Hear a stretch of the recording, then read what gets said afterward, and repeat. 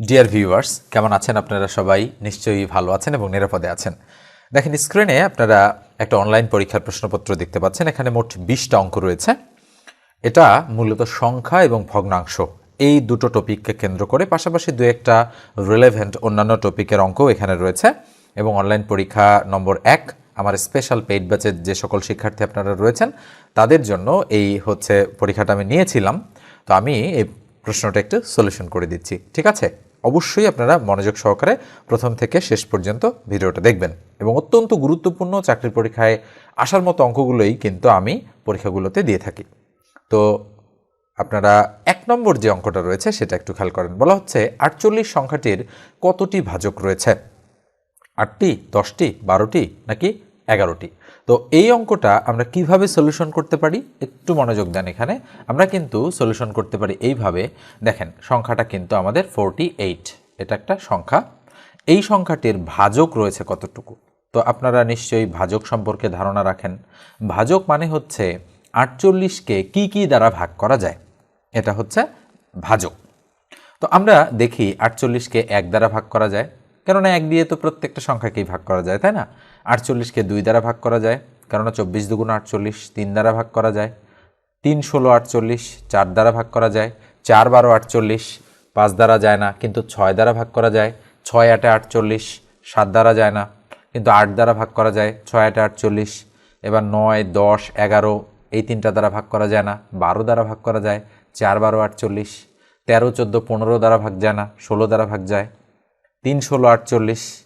এরপরে 17 18 19 20 21 22 23 দ্বারা ভাগ যায় না, 24 দ্বারা ভাগ যাচ্ছে, 24 দুগুণ 48, এবং 48কে 48 দ্বারাও ভাগ যায়। ওকে, তো এই হচ্ছে 1 2 3 4 5 6 7 8 9 10। তার মানে এর ভাজক রয়েছে কয়টা? 10টা।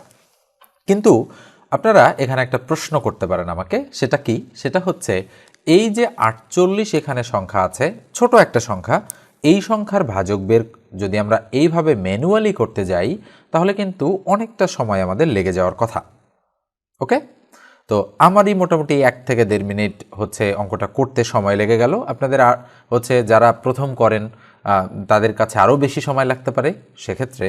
এবং 48 সংখ্যাটা যদি অনেক বড় হয়, যে ধরেন 620 একটা সংখ্যা, এর কতটি ভাজক আছে, তখন তো আর আসলে এইভাবে চিন্তা করার কোনো সুযোগ নাই। এই জন্য আমরা একটা মেথড প্রয়োগ করব। সেই মেথডটা আমি আপনাদের একটু শেখাচ্ছি। দেখেন, 48-এর কতটি ভাজক রয়েছে, তাহলে আমরা 48-এর লসাগু করব।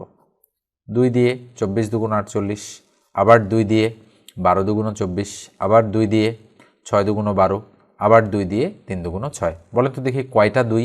4টা। তার মানে আমরা বলতে পারি 2 টু দি পাওয়ার 4 ইন্টু কয়টা 3? একটা। তার মানে 3 টু দি পাওয়ার 1 আমরা দিতে পারি। এই 1টা কেন নিলাম? কেননা যে কোনো সংখ্যার উপরেই পাওয়ার 1 থাকে। এখন একটা বিষয় আপনারা খেয়াল করবেন এখান থেকে, সেটা হচ্ছে যে এই 4 এর সাথে 1 যোগ করবেন, পাওয়ার 4 এর সাথে 1 যোগ, এবং এই 3 এর পাওয়ার 1 এর সাথেও আপনারা 1 যোগ করবেন। অর্থাৎ প্রত্যেকটার পাওয়ারের সাথে 1 যোগ করে এইভাবে ব্র্যাকেট দিবেন, ব্র্যাকেট দিয়ে মাঝখানে গুণ কল্পনা করবেন। তাহলে বলেন তো 4 আর 1 কত? 5 ইন্টু 1 আর 1 কত? 2। তাহলে 5 দুগুণ কত? 10। তার মানে কয়টা ভাজক আছে? 10টা। এইভাবে যদি করতে পারেন তাহলে কিন্তু খুব দ্রুত সমাধান হয়ে যাবে। এবার দেখেন 96-এর কয়টা ভাজক আছে, আমি একটু মুছে দিচ্ছি এই অংশটা। তাহলে আমরা বলতেছি যে 96-এর কতটা ভাজক রয়েছে। তাহলে আমরা কি করব?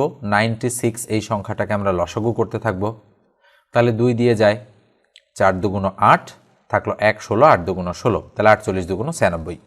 আবার 2 দিয়ে 24 দুগুণ 48, আবার 2 দিয়ে 12 দুগুণ 24, 2 দিয়ে দিলে 6, আবার 2 দিয়ে 3 দুগুণ 6। আচ্ছা বলেন তো তাহলে 2 কয়টা? 1 2 3 4 5টা। তার মানে আমরা বলতে পারি 2 টু দি পাওয়ার 5 ইন্টু 3-র উপরে 1, যেহেতু 3 একটাই, তাহলে 5-এর সাথে 1 যোগ, এবং এই 1-এর সাথেও 1 যোগ। তাহলে 1 আর 1 কত হচ্ছে? এটা 2, আর 5 আর 1 6, তার মানে 6 দুগুণ কত?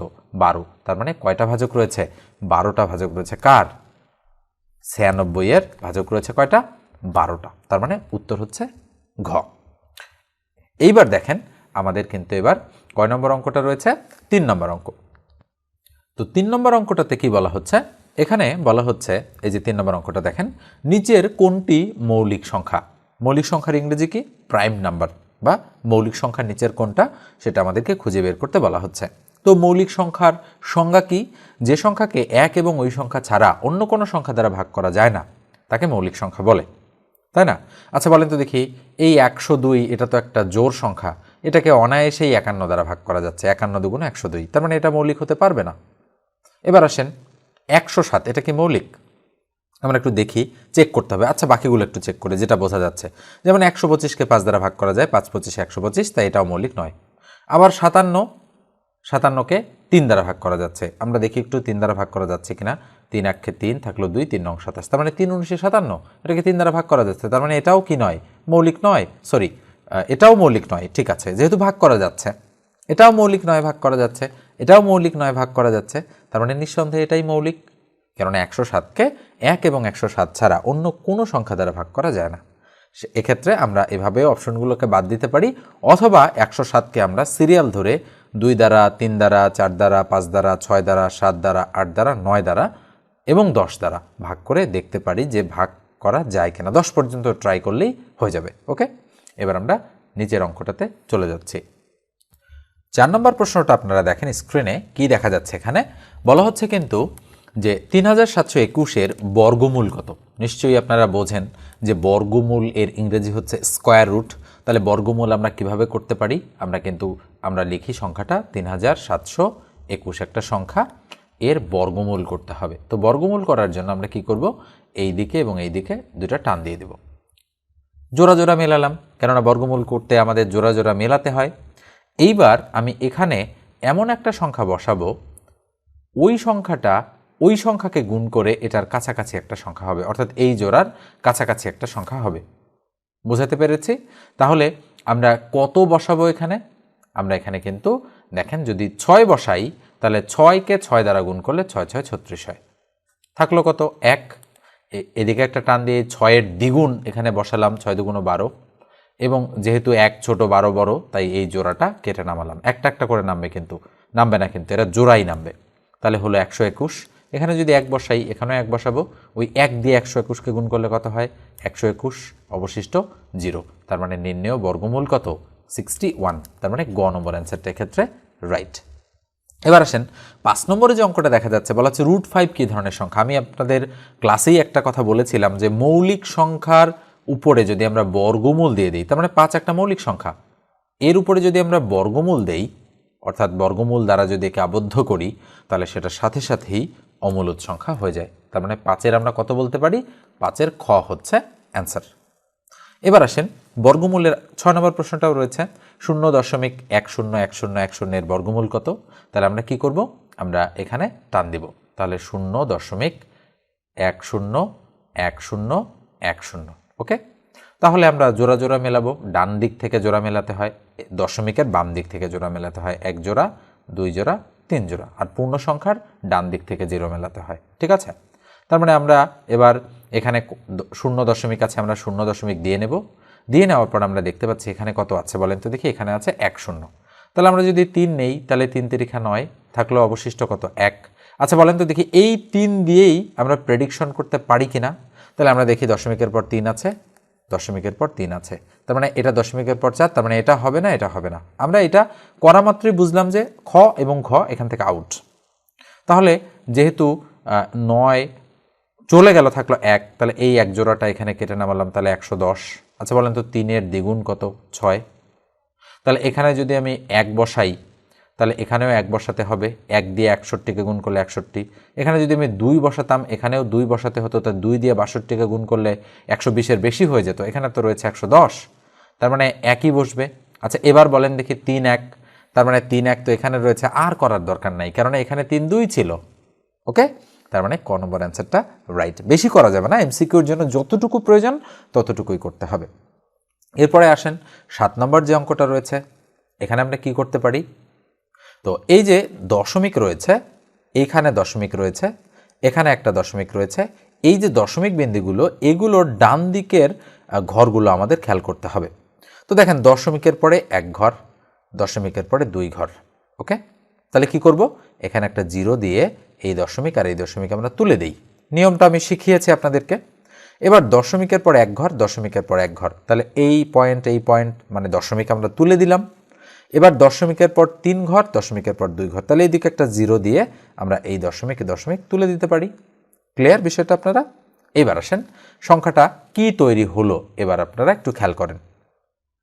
তার মানে দশমিক ছাড়া এবার কি রয়েছে, যেহেতু দশমিক আমি তুলে দিয়েছি এখানে আমি করব, তাহলে দশমিক উঠে গেলে এটা 20 হয়, তাহলে দিলাম 20 গুণন, এটা 5 হয়, তাহলে দিলাম 5 গুণন, এটা 0 0 2, তার মানে শুধু 2, নিচে কি হবে, কত রয়েছে, উপরে 9, তার নিচে কত 10, সরি শুধু 3 রয়েছে, তাহলে দিলাম 3 গুণন, রয়েছে 6, দিলাম 6 গুণন আছে কত 10, তাহলে দিলাম 10।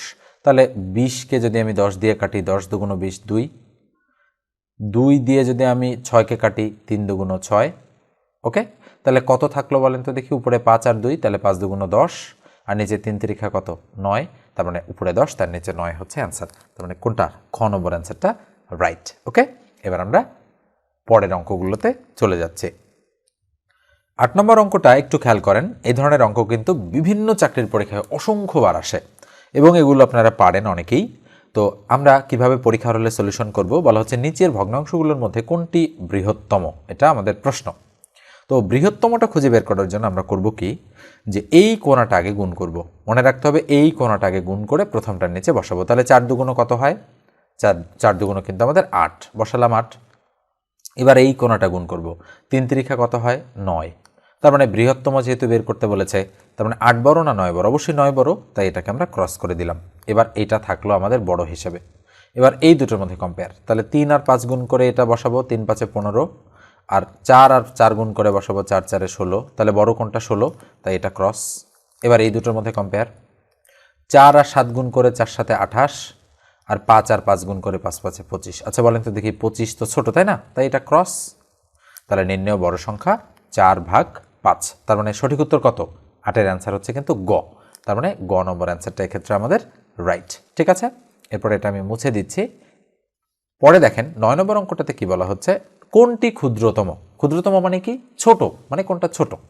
তো এখন যদি আমি এই কোণাটা গুণ করতে চাই, এরপরে প্রথমটার নিচে বসাবো, এবার এই কোণাটা গুণ করে দ্বিতীয়টার নিচে বসাবো, দেখেন গুণগুলো কিন্তু একটু বড় বড় ধাঁচের। তো যদি আপনারা গুণগুলো বড় ধাঁচের দেখেন, তাহলে আর একটা সুপার শর্টকাট মেথড আপনারা ব্যবহার করতে পারেন। সেটা কি, সেটা হচ্ছে খেয়াল করেন একটু, যে এই যে 14 আর 17 আছে, এই 14 মানে 14 আর 17 বিয়োগ করলে কত হয়, 15 16 17, 3 বসাবেন। 12 থেকে 17 বাদ দিলে কত হয়, 13 14 15 16 17, 5 বসাবেন। 8 থেকে মানে 9 থেকে 8 বাদ দিলে কত হয়, 1 বসাই দিবেন। নিচে উপরে 16 নিচে 9 মানে 19, 17 18 19, তাহলে 3 বসাই দিবেন। এইবার কি করবেন, পার্থক্য বের করা শেষ, অর্থাৎ হর থেকে লবের বিয়োগফল বের করা শেষ। এবার কি করবেন, এই 3 দ্বারা 14কে ভাগ, তাহলে 3 4 12, তাহলে 4 দশমিক সামথিং। এবার 5 দিয়ে 12কে ভাগ, 5 দুগুণ 10, তাহলে 2 দশমিক সামথিং।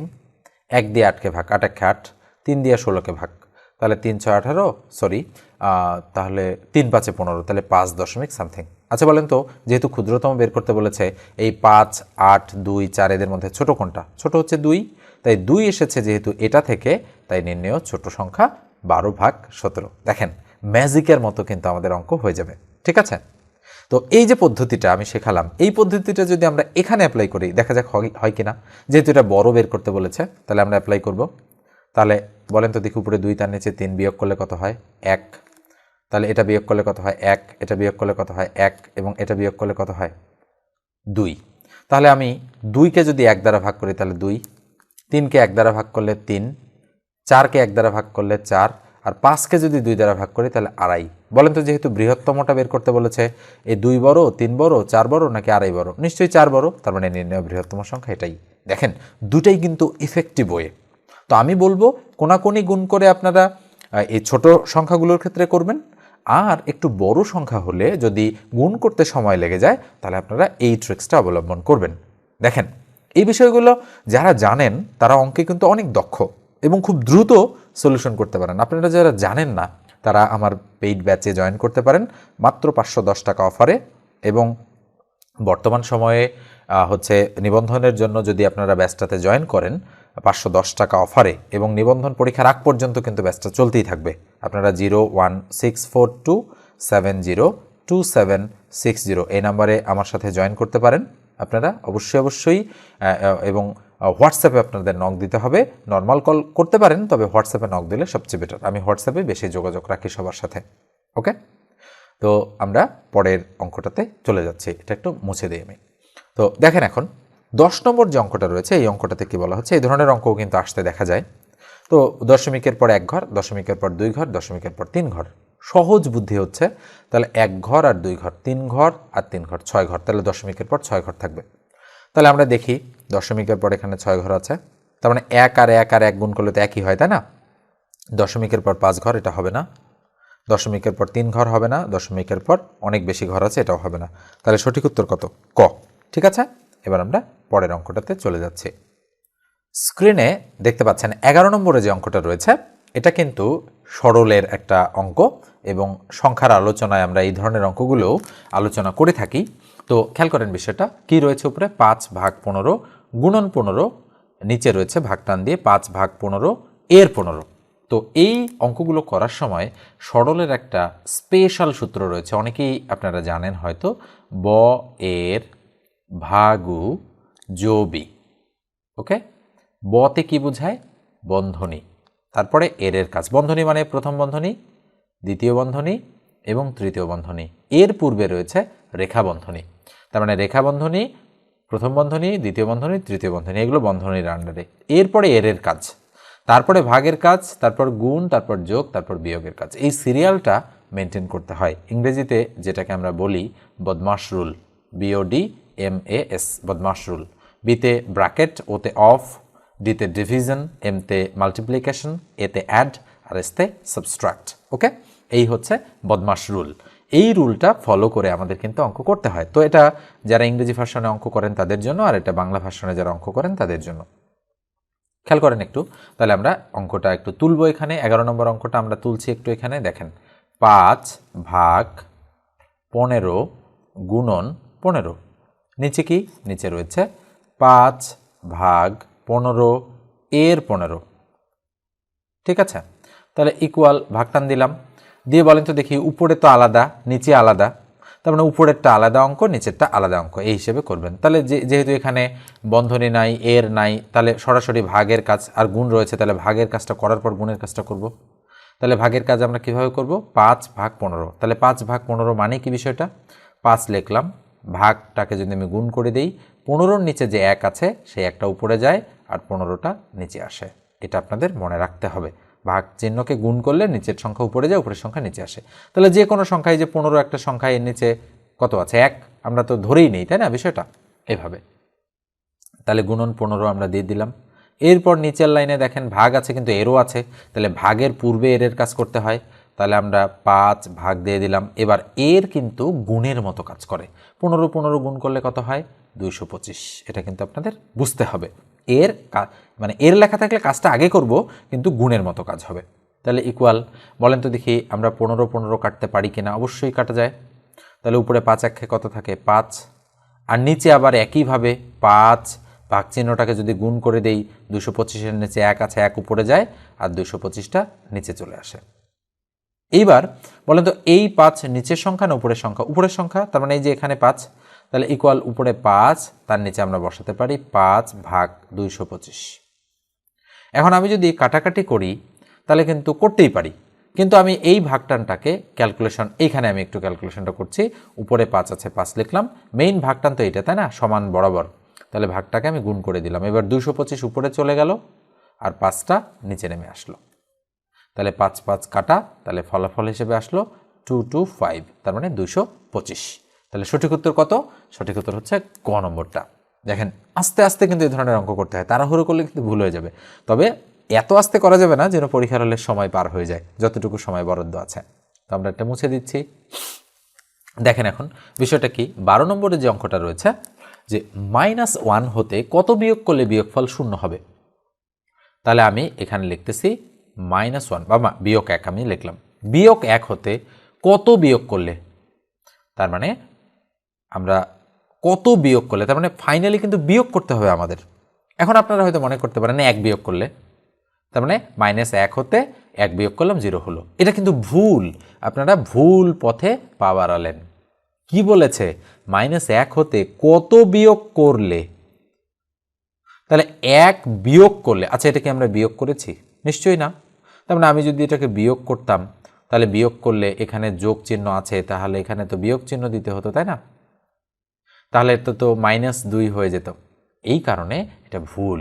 তার মানে -1 হতে, তার মানে আমরা -1 হতে কত বিয়োগ করলে, -1 বিয়োগ করলে, তার মানে এইটা যদি এখন আমরা বিয়োগ করি তাহলে মাইনাসের জন্য এখানে প্লাস চিহ্ন হবে, এই মাইনাসটা এখন প্লাস হয়ে গেল, প্লাস আর মাইনাস কাটা গেল, তাহলে কি থাকলো, 0 থাকলো বা 0 থাকলো। তার মানে এটা হচ্ছে -1 হতে -1 বিয়োগ করলে বিয়োগফল কি হয়, 0 হবে। এটা অনেকবার বিভিন্ন চাকরি পরীক্ষায় এসেছে এবং এই ধরনের অঙ্ক ভুল হয়। আপনারা এমনি মনে রাখতে পারেন যে এই অঙ্কটা হুবহু আসলে যে -1 হতে কত বিয়োগ করলে, -1 বিয়োগ করলে বিয়োগফল কি হয়, 0 হয়। এবার দেখেন 13 নম্বর অঙ্কটাতে আবার এসেছে কোন সংখ্যাটা ক্ষুদ্রতম, এবং এইখানে কিন্তু মানে এই তিনটা সংখ্যা কম্পেয়ার আপনারা করতে পারবেন অনায়াসেই, কিন্তু এটা হচ্ছে একটা বর্গমূল সংখ্যা। এই ধরনের অঙ্কও কিন্তু পরীক্ষায় আসে। তো আমরা একটু কম্পেয়ার করি মুছে দিয়ে। তো দেখেন আমরা কি করতে পারি, এখানে একটু খেয়াল করেন। প্রথমে যেহেতু তিনটা জিনিস রয়েছে, তাহলে ক, খ এবং গ, এই তিনটার মধ্যে কম্পেয়ার করে আমরা বড়গুলো বাদ দিয়ে দিই আগে। তাহলে এই কোণাটা গুণ করলে 21 × 21 আর 11 × 2 = 22। তাহলে কোনটা বড়, এটা বড়, তাই এটা ক্রস করে দিলাম, এটা ছোট আছে। এবার এইটা আর এটার মধ্যে কম্পেয়ার করি, 1 আর 31 গুণ করলে 31 × 31, আর 11 আর 3 গুণ করলে 3 × 11 = 33। তাহলে কোনটা বড়, 33 বড়, এটা ক্রস, তাহলে এটা থাকলো এখন পর্যন্ত।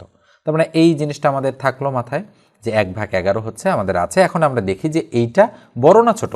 এটা যদি 1/11 থেকে বড় হয় তাহলে আমরা সঠিক উত্তর নেব এটাকে, আর এটা যদি ছোট হয় তাহলে আমরা এটাকেই সঠিক উত্তর হিসেবে নেব। তাহলে কয় নম্বর অঙ্ক আমাদের, আমরা কিন্তু 13 নম্বর অঙ্কের হচ্ছে অঙ্কটা করছি। তাহলে খেয়াল করেন একটু, এই 0.02 এর আমরা বর্গমূল করব এবারে। তাহলে আমরা কি লিখব, 0.02 এটার বর্গমূল। তো বর্গমূল করার সময় আমরা এক জোড়া নির্ধারণ করলাম, এবং আরও যদি দশমিকের পরে ঘরের দরকার পড়ে তাহলে আমরা প্রয়োজন মতো 0 দিতে পারি, তবে জোড়া জোড়া 0 দিতে হবে। তাহলে 0 আছে, 0 দিয়ে দিলাম। 2 আছে, তাহলে এখানে 1 বসালাম, 1 × 1 থাকলো 1, কাটে নামালাম এই জোড়াটা, 1 × 2 = 2। তাহলে এখানে যদি 5 বসে, এখানেও 5, তাহলে 4 বসানো যাবে, এখানেও 4। তাহলে 4 × 24 কত হয় বলেন তো দেখি, 4 × 24 হয় 96। তাহলে বসালাম 96। তাহলে 0.14 আমাদের এটা হচ্ছে এখান থেকে আসলো, কত আসলো, 0.14। তাহলে খেয়াল করেন একটু, যেহেতু 0.14 এসেছে, তাহলে 0.14 এটার মান 0.14। তাহলে এবার আমরা এইটা দেখি, 1/11 আছে, এইটা কত, তাহলে 1 আর নিচে যদি 11 থাকে, যদি আমরা ভাগ করি তাহলে 0.0 দিলাম, দিয়ে এখানে একটা 0 ভাগ যায় না, তাই না? তাহলে এখানে আর একটা 0 দিয়ে এখানে একটা 0 দিলাম, এবার ভাগ যায়, তাহলে 9, 11, 99। তার মানে 0.009 আসতেছে এর অ্যান্সার। তাহলে এটা তো অনেক ছোট, তাই না? এটা অনেক ছোট। এটা যেহেতু 0.14 আর এটা 0.09, তার মানে এখানে 1 রয়েছে, এটার গুরুত্ব যেহেতু বেশি, তাই আমাদের সঠিক উত্তর হচ্ছে ক। এভাবে বুঝে বুঝে কিন্তু অঙ্ক করতে হবে, এটা কিন্তু ইম্পর্টেন্ট অঙ্ক রয়েছে এবং অনেকবার বিভিন্ন চাকরি পরীক্ষায় এসেছে। এরপর দেখেন 14 নম্বর অঙ্কটাতে কি বলা হচ্ছে, আমরা একটু এটা মুছে দেই। তো নিচে চলে গেছে অপশনগুলো, আমরা একটু উপরে তুলে দিচ্ছি। কি বলা হচ্ছে 14 নম্বরটাতে, বলা হচ্ছে দুটি সংখ্যার যোগফল 127 ও বিয়োগফল 23 হলে ছোট বা ক্ষুদ্রতম সংখ্যাটি কত। তার মানে আমাদের ছোট সংখ্যাটা কিন্তু এখান থেকে খুঁজে বের করতে বলেছে, এখানে হবে বিয়োগফল, ডট ওঠেনি। তো দেখেন বিষয়টা কি, যে দুটি সংখ্যার যোগফল, আচ্ছা আমরা ধরতে পারি যে ধরি একটা সংখ্যা x আর একটা সংখ্যা হচ্ছে y। তাহলে দুটি সংখ্যার যোগফল 127, তার মানে x + y এর মান 127। এবার বিয়োগফল 23, তার মানে ওই সংখ্যা দুটোর বিয়োগফল হচ্ছে 23, তাহলে 23। বলছে ছোট সংখ্যাটা বা ক্ষুদ্রতম সংখ্যাটা কত। আচ্ছা আমরা ধরে নিলাম যে x হচ্ছে আমাদের বড় সংখ্যা, x হচ্ছে বড় সংখ্যা আর y হচ্ছে ছোট সংখ্যা। তাহলে কার মান বের করতে হবে, ছোট সংখ্যাটার মান বের করতে হবে। আমরা যদি এখানে কাটাকাটি করতে চাই তাহলে y কিন্তু কাটা যায়, আমরা এভাবেও বের করতে পারি। আমরা একটু করে দেখি, y এর মান যেহেতু আমাদের বের করতে হবে, যেহেতু ছোটটা y ধরেছি, তার মানে আমরা ক্রস করবো। এবার কীভাবে ক্রস করব, y ক্রস হয়ে গেল, তাহলে 2x = আমাদের কত, 7 3 10 0 হাতে 1, 2 2 4 আর 5 থাকলো 1, তার মানে 150। তাহলে x = 150কে 2 দিয়ে ভাগ করলে কত হয়, 75। তাহলে x এর মান যদি 75 হয়, তাহলে বলেন তো দেখি কি হবে। তাহলে এই যে সমীকরণটাতে আমরা মান বসাই দিই, x + y = 127, তাহলে x এর মান 75, তাহলে 75 প্লাস ওয়াই ইকুয়াল টু 127, তাহলে ওয়াই ইকুয়াল টু 127 থেকে কত বাদ? 75 বাদ, তাহলে বাদ দিলে কত থাকে? 2, 7 আছে 12 করতে 5, তাহলে 52। তার মানে ছোট সংখ্যাটা কত বলেন তো দেখি? ছোট সংখ্যাটা হচ্ছে 52 বা 52। এইবার দেখেন আমরা একটা স্পেশাল মেথড এখানে প্রয়োগ করব। আপনারা নিশ্চয়ই অনেকেই শিখেছেন আমার কাছে ইতিপূর্বে, যে মনে রাখেন যদি কোনো সংখ্যা মানে দুটি সংখ্যার যোগফল আর বিয়োগফল যদি দেওয়া থাকে এবং ছোট সংখ্যাটা বা বড় সংখ্যাটা যদি নির্ণয় করতে বলে, তাহলে আমরা কিভাবে বের করতে পারি? মুহূর্তের মধ্যেই এই সংখ্যাটা আর এই সংখ্যাটা যোগ করে 2 দিয়ে ভাগ করলে বড়টা পাওয়া যাবে, আর এই দুটো সংখ্যা বিয়োগ করে 2 দিয়ে ভাগ করলে ছোটটা পাওয়া যাবে। আচ্ছা বিয়োগ করেন দেখি। 127 থেকে যদি আপনারা 23 বাদ দেন তাহলে 104 থাকে না? অবশ্যই 104-কে 2 দিয়ে ভাগ করলে কত হয়? 52। তার মানে 52 হচ্ছে সঠিক উত্তর। তার মানে এই কাটাকাটি, এই মান বসানো, এটার আর প্রয়োজন নেই। আচ্ছা যদি বড়টা বের করতে বলতো, তাহলে 127 আর 23 যোগ করলে 150, 150-কে 2 দিয়ে ভাগ করলে কত হয়? বলেন তো দেখি কত হয়? যেটা হবে সেটাই অ্যান্সার, তার মানে 75 হয়। অপশনটা কিন্তু 75 এখানে নেই, ঠিক আছে? যেহেতু ছোটটা বের করতে বলেছে তাই ছোটটা এখানে রয়েছে। এবার আমরা 15 নম্বরে চলে যাচ্ছি। তো 15 নম্বরটা দেখেন কি বলা হচ্ছে। বলা হচ্ছে যে পরপর 3টি সংখ্যার গুণফল 210 হলে সংখ্যা 3টির যোগফলের দ্বিগুণ কত? এখানে কিন্তু যোগফল জানতে চায়নি, বলছে যোগফলের দ্বিগুণ কত। তাহলে পরপর 3টি সংখ্যার গুণফল 120। তার মানে পরপর আমরা সংখ্যাগুলো একটু, যেহেতু এটা ছোট, তাহলে আমরা 1 2 3 4 5 6 7 8 বসাই দিলাম আর কি, যেহেতু এগুলো পরপর। তাহলে কোন 3টে সংখ্যা গুণ করলে 210 হয়? তাহলে 3 4 12, 5 12 60 হয় না। এই 3টা দেখি, 4 5 20, 6 20 কত? 6 2 12, 120 হয় না। এবার এই 3টা দেখি, 5 6 30, 7 30 210, রাইট, এটা গুণ করলে 210 হয়। তাহলে বলছে সংখ্যা 3টির যোগফলের দ্বিগুণ। আচ্ছা বলেন তো এই 3টে সংখ্যা যোগ করলে কত হয়? 5 আর 6 11, আর সাথে 18 যোগ করলে 18 হয়। 18 কিন্তু উত্তর দাগানো যাবে না, 18 কিন্তু অপশনে রয়েছে। ওকে, তাহলে যোগফলের কি চেয়েছে? দ্বিগুণ চেয়েছে। তাহলে যোগফলের দ্বিগুণ, তার মানে 18 দুগুণ কত? 36। এই ফাঁদে পা দিলেই কিন্তু আপনারা অঙ্ক ভুল করে ফেলবেন। কখনোই মানে অঙ্কের অ্যান্সার বের করার পরেও আবার অঙ্কটা পড়বেন এবং শেষে কি চেয়েছে সেটা দেখে অ্যান্সারটা দাগাবেন। একটু 2-3 সেকেন্ড সময় লাগুক, কিন্তু অঙ্কটা তো আপনাদের রাইট করতে হবে, তাই না? ভুল অঙ্ক দাগালে তো মাইনাস মার্কিং খেয়ে যাবেন। এবার দেখেন 16 নম্বর, মৌলিক সংখ্যা 9 কোনটি? এখানে কিন্তু আমরা আমাদের প্রবণতা কাজ করে এরকম, যেহেতু মৌলিক সংখ্যা তার মানে আমরা 9টা দেখি না চোখে। আমরা তো জানি 47 একটা মৌলিক সংখ্যা, আমরা দাগাই দিলাম, সাথে সাথেই ভুল। ওকে, সাথে সাথেই কি ভুল। এবং দেখেন অনেকে কিন্তু ভুল বানানো ভুল করে লিখে। ভুল বানান কিন্তু এটা না, এটা না, ভুল বানান সঠিক হচ্ছে এটা। যাদের কারেকশন প্রয়োজন তারা কারেকশন করে নেন, ঠিক আছে? তার মানে ভুল বানান কখনোই এটা সঠিক নয়, ভুল বানান সঠিক হচ্ছে এইটা, ভয় রস্যৌকার আর ল। তাহলে মৌলিক সংখ্যা 9 কোনটি? তার মানে মৌলিক সংখ্যা, এটা মৌলিক সংখ্যা, তাহলে উত্তর হবে না। এটাও মৌলিক সংখ্যা, এটাও উত্তর হবে না। এটাও মৌলিক সংখ্যা, এটাও উত্তর হবে না। তার মানে মৌলিক সংখ্যা 9 হচ্ছে 57, কারণ 57কে 3 দ্বারা ভাগ যাচ্ছে, তাহলে 3 19 57। ওকে, এবার আমরা পরের অঙ্কটাতে চলে যাচ্ছি। তো দেখেন একটু 17 নম্বর অঙ্কটাতে কি বলা হচ্ছে? এখানে বলা হচ্ছে যে 0.33 পৌনপুণিক, এটা কিন্তু পৌনপুণিক বা এটাকে আমরা বলি আবৃত দশমিক, আবৃত দশমিক বা পৌনপুণিক। 0.33 পৌনপুণিককে সাধারণ ভগ্নাংশে পরিণত করো। এটা বলেছে আমাদের সাধারণ ভগ্নাংশে পরিণত করতে হবে। তাহলে 0.33 পৌনপুণিক। তো মনে রাখবেন যে পৌনপুণিকের ক্যালকুলেশন আমরা ভগ্নাংশ আকারে লিখি। তো 3 আছে, মানে 0.33 যা আছে আপনারা পুরোটাই লিখবেন। 0.33 মানে দশমিক এবং পৌনপুণিক ছাড়া যা দেখা যাচ্ছে পুরোটা লিখে ফেলবেন একবার। লিখে ফেলে মাইনাস করবেন এই দিকে যেটা দেখা যাচ্ছে সেটা, মানে পৌনপুণিক বাদ দিয়ে বাকি যেটা দেখা যাচ্ছে সেটা। পৌনপুণিক বাদ দিয়ে 0.3 দেখা যাচ্ছে, লিখে দেবেন পুরোটাই। নিচে এই এক ঘরের উপর পৌনপুণিক আছে, তাহলে একটা 9 লিখবেন। লিখে দশমিকের ডান দিকে পৌনপুণিকের বাম দিকে কয়টা ঘর আছে? একটা 0 দেবেন। অনেকে নাও বুঝতে পারেন, আসলে মানে এই ডিটেলস পৌনপুণিকের আলোচনা তো আমি শেখাচ্ছি না, তাই না? আমি সলিউশন করে দিচ্ছি। যারা বুঝবেন না তারা আমার চ্যানেলে ভিডিও দেখতে পারেন। ওকে, স্পেসিফিক কিছু ভিডিও রয়েছে। তো ইকুয়াল, তো বলে রাখি পৌনপুণিক নিয়ে আলাদা করে কিন্তু নাই, অন্য আলোচনায় ডিটেলস পৌনপুণিক সম্পর্কে বলা আছে। আপনারা খুঁজতে গেলে আবার ঝামেলা করবেন, এই জন্য আমি বলে দিলাম। তাহলে 33 থেকে 3 বাদ দিলে কত? 30, ভাগ কত? 90। তাহলে 0 0 কেটে দিলাম, তাহলে 3 1 3, 3 3 9, তাহলে উপরে 1, তার নিচে কত? 3। তার মানে আমরা যদি সাধারণ ভগ্নাংশে পরিণত করি তাহলে আমাদের উত্তর হবে 1/3। তার মানে কয় নম্বরটা রাইট? ঘ নম্বরটা রাইট, তার মানে 17 এর ঘ। এবার দেখেন 18 নম্বর অঙ্কটাতে কি বলা হচ্ছে? বলা হচ্ছে এখানে যে একটা বাঁশের 4-এর 1 অংশ কাদায় রয়েছে, 5-এর 3 অংশ পানিতে রয়েছে এবং অবশিষ্ট 3 মিটার পানির উপরে আছে। বাঁশটির দৈর্ঘ্য কত? এ ধরনের অঙ্ক সরাসরি পরীক্ষায় এসেছে এবং আমি হুবহু রেখেছি এটা, যে একটি বাঁশের 4-এর 1 অংশ কাদায়, 5-এর 3 অংশ পানিতে এবং অবশিষ্ট 3 মিটার পানির উপরে আছে। আচ্ছা, তাহলে বাঁশটার দৈর্ঘ্য, তাহলে আমরা সম্পূর্ণ বাঁশটাকে ধরে নিলাম 1। তাহলে সেখান থেকে যদি আমরা কাদায় কতটুকু আছে 1/4 বাদ দিই এবং পানিতে কতটুকু আছে 3/5 আমরা বাদ দিই, তাহলে পানির উপরের অংশটা পাওয়া যাবে কিনা? নিশ্চয়ই পানির উপরের অংশটা পাওয়া যাবে। তাহলে ইকুয়াল আমরা লসাগু করলাম, 4 আর 5-এর লসাগু কত? 20, 20 দিয়ে 1কে গুণ করলে 20 1 20, মাইনাস 4, 4 5 20, 5 দিয়ে 1কে গুণ করলে 5 1 5, মাইনাস 20কে 5 দিয়ে ভাগ করলে 4 5 20, তার মানে 3 4 12, তাহলে 12 আর 5 17, 20 থেকে 17 বাদ দিলে 3, তাহলে 3 ভাগ কত? 20। যেহেতু 3/20, তার মানে এই 3/20 মানে কিন্তু এই 3 মিটার।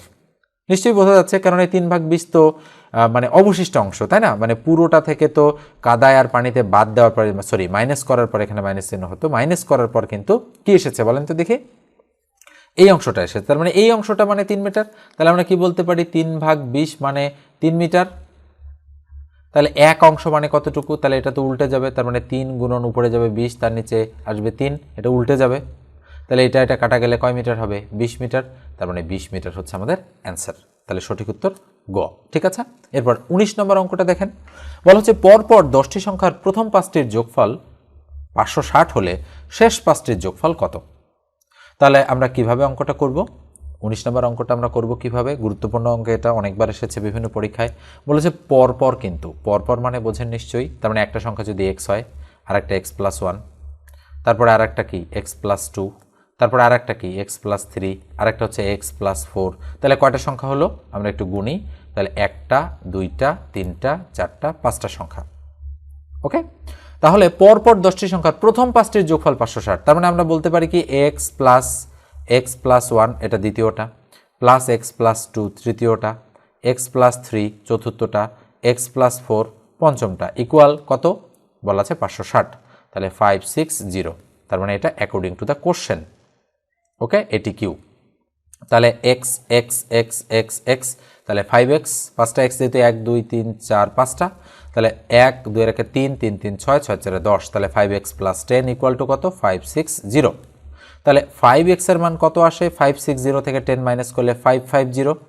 তাহলে আমরা যদি x কে এই দিকে রেখে কাটাকাটি করে দেই, তাহলে 550 কে কত দিয়ে ভাগ? 5 দিয়ে ভাগ, তাহলে 5 11 55, থাকলো কত?